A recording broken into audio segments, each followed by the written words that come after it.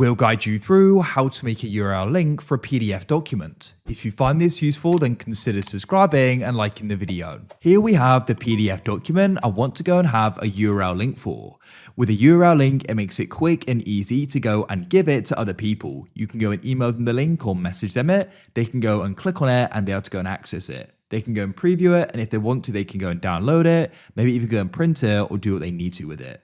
We're going to guide you through this step by step. Make sure this full guide, and at the end, you're going to go and have a URL link for it. So make sure you don't skip any important steps. To get started, we are going to need to head into a web browser. So you can go and use Google Chrome, Firefox, Microsoft Edge, it doesn't matter. So go and open it up like so. You can see I'm on Google here.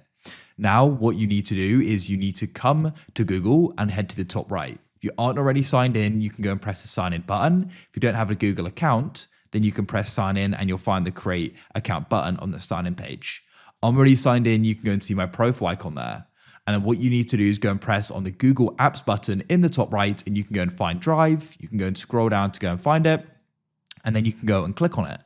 Now, what you need to do is you need to go and head to the top left, and you need to go and find the option for new, and you want to press File Upload.